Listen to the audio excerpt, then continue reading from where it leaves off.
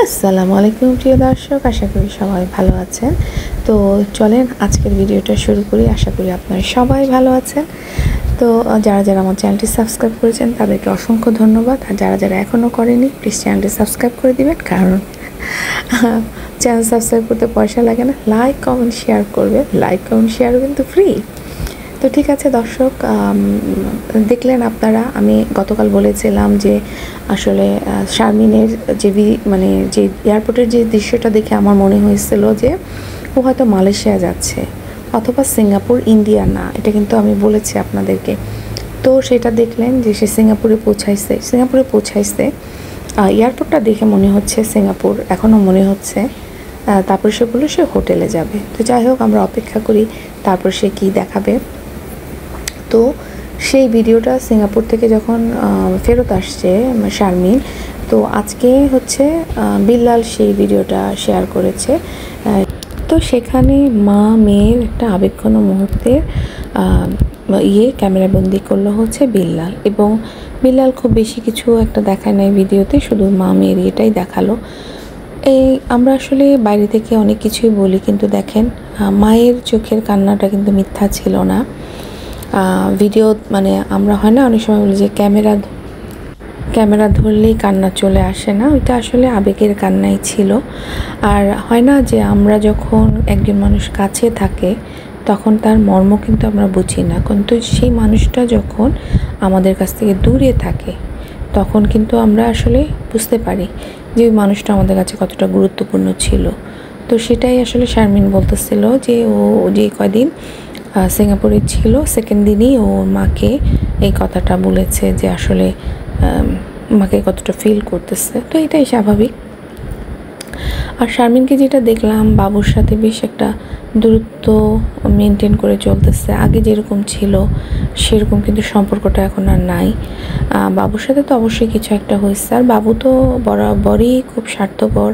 সেটা মিমকে বিয়ে করার আগে থেকেই কিন্তু শারমিনের ভিডিওতে বিভিন্নভাবেই আমরা বুঝতাম যে সব সময় সব কিছুতেই ও আসলে কি বলে বাবুর দায়িত্ব পালন করে না। অথচ এখন দেখেন ও বাবা বাজারে যায়, সে খুব খুশি, বাজারের লোকজন তাকে চিনে।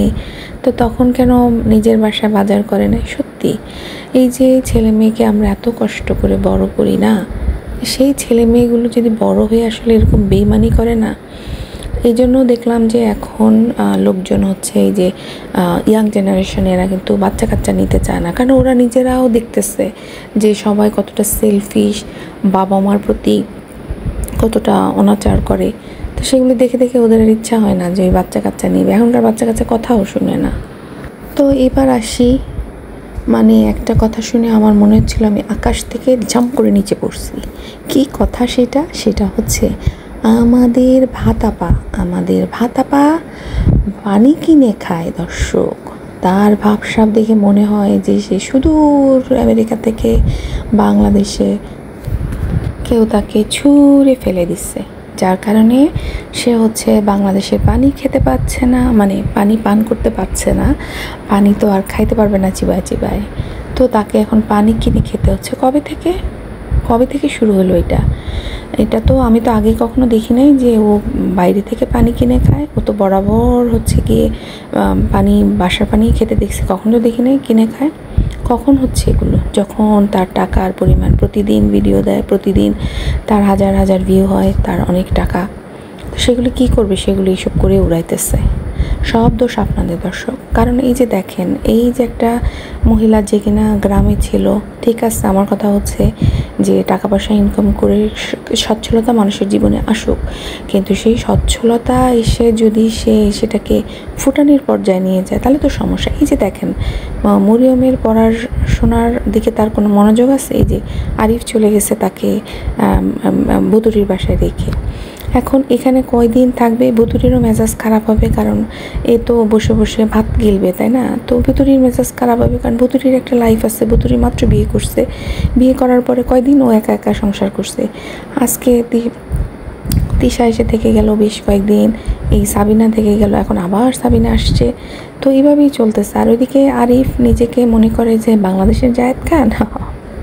মানে সে এমন একটা ভাব দেখায় যে সে যেখানেই যাবে তাকে সবাই খুব মাথায় তুলে আদর যত্ন করবে, তাকে খুব দিবে। আরে বাবা, তার ছোট বাচ্চা নিয়ে তার বউ আসছে ঢাকাতে ডাক্তার দেখাতে, তুই ডাক্তার দেখায় বউকে নিয়ে সাথে নিয়ে চলে যা, তুই কেন বউকে আবার রেখে গেছিস সেখানে? মানে এগুলো আসলে খুব অবাক লাগে। আরিফ আসলে কি করে? তার সাবিনাকে দেখেন, সাবিনা সারা জীবন গ্রামে ছিল কিন্তু সবজির নাম বলতে পারে না ঠিক মতো। এটা কেমন কথা? যারা গ্রামে থাকে আমাদের থেকে ভালো তারা সবজি চিনবে, তাই না? কারণ তাদের সামনে ক্ষেত থাকে, ক্ষেতের মধ্যে এইসব শাক অহরহ মানুষ তুলে খায়, এগুলো কিনতে হয় না বাজার থেকে। কলমি শাককে কমলি শাক বলে। আচ্ছা, এই নাম কি কখনো শুনছেন? কলমি শাকের হয়তো আরেকটা আঞ্চলিক নাম আছে, বাট কমলি তো না, তাই না? তো যাই হোক, সাবিনার কথা তো গেল। এবার আমাদের বদাবাপ্পি অনেক দিন গ্যাপ দিয়ে একটা ভিডিও দিল, ভালোই লাগলো। বদাবাপ্পি আমাদেরকে পাসপোর্ট দেখাচ্ছে, এই যে দেখেন এটা হচ্ছে সরকারের পাসপোর্ট, খুব ভালো। কিন্তু চেহারার মধ্যে কোনো হাসি নাই আমাদের বদার কিছু হয়েছে যার কারণে বদার চেহারা হাসি না। আর ওইদিকে জোর করে আমাদের তিশা আপাকে বলার চেষ্টা করাইতেছে কেমন লাগে, ভালো বলো। কিন্তু তিশা তো বোমা মারলেও পেটের মধ্যে সে ভালো বলবে না, কারণ তার তো ভালো লাগতেছে না। কারণ সে যাচ্ছে কোথায়? সে যাচ্ছে ননদের বাসায়।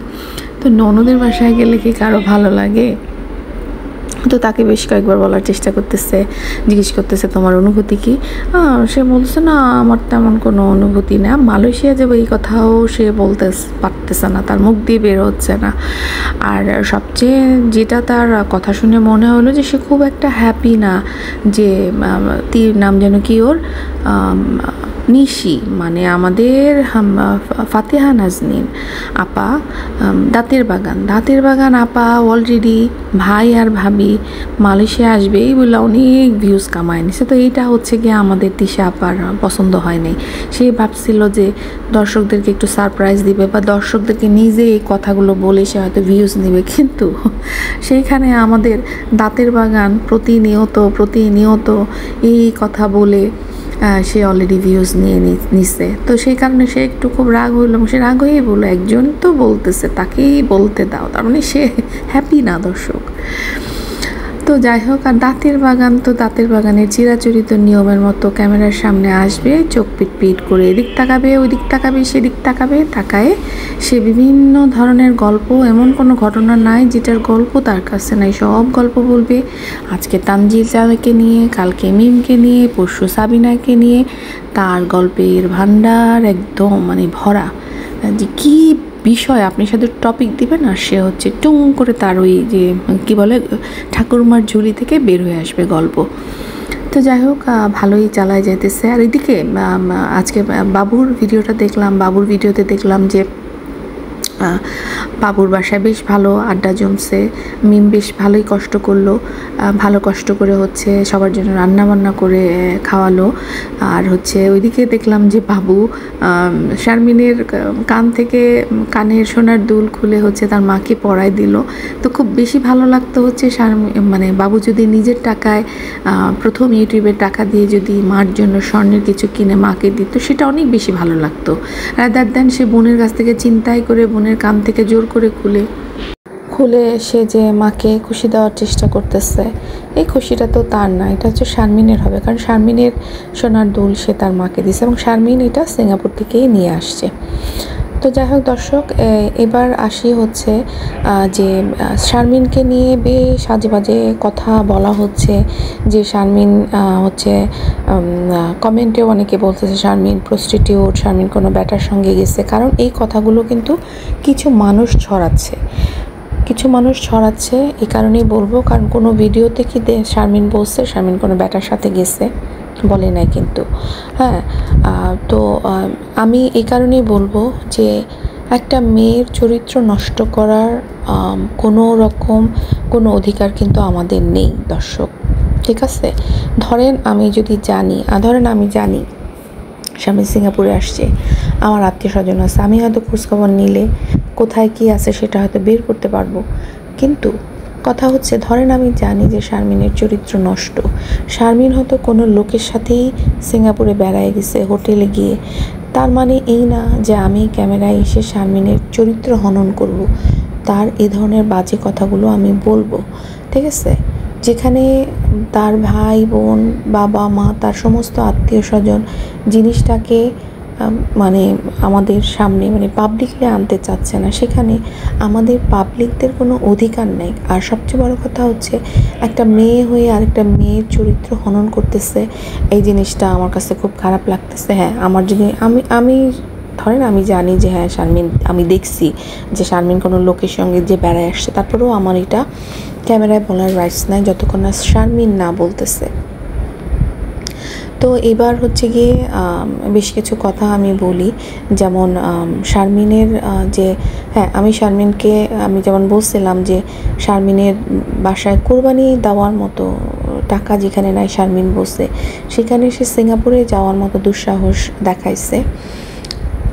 এবং সেটাও আমি বলছিলাম যে শারমিনকে হতে পারে যে সিঙ্গাপুরে থাকে তার কোনো আত্মীয় স্বজন বা তার কোনো ভিউয়ার্স তাকে স্পন্সর করতে পারে। এটা কিন্তু আমি বলছি একটা ভিডিওতে। যারা নিয়মিত ভিডিও দেখেন তারা হয়তো বুঝবেন, আর যারা দেখেন না তারা হয়তো এখান থেকে সেখান থেকে জোড়াতালি দিয়ে হাবিজাবি কথা বলবেন, ঠিক আছে?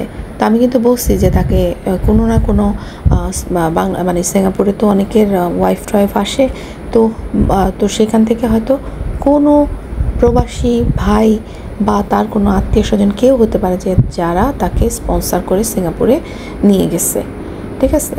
এখন যেহেতু শারমিন কথাগুলো বলতে চাচ্ছে না, সে কেন গেছে একটা রহস্য রাখছে। তার ভাই হইতে শুরু করে প্রত্যেকটা মানুষ চুপ ছিল, যেখানে প্রত্যেকেই কিন্তু শারমিনকে নিয়ে কথা বলে অনেক টাকা ইনকাম করতে পারতো, কিন্তু সেটা তারা করে নাই। তিশার ফ্যামিলি হলে কিন্তু করতো, তো সেটা কিন্তু তারা করে নাই। যেহেতু তারা করে নাই, একটা মেয়ের অবশ্যই চরিত্র হনন করা আমাদের উচিত না, কারণ সব পরিবারে কিন্তু মেয়ে আছে এবং আল্লাহ তাআলা বলছেন যে যদি আপনি যদি একজনের দোষ ঢেকে রাখেন, আল্লাহ কিয়ামতের দিন আপনার অনেক দোষ ঢেকে রাখবেন। তাহলে আপনার কি মনে হয় না যে আপনার এই ধরনের কথাবার্তা বলা উচিত, যেটা একটা মেয়ের জন্য সমাজে খুব মানে সে খুব বাজে একটা পরিস্থিতিতে পড়তে পারে এই ধরনের কথার কারণে। তো যাই হোক দর্শক, আজকে আর বেশি কথা বলবো না। সবাই ভালো থাকবেন।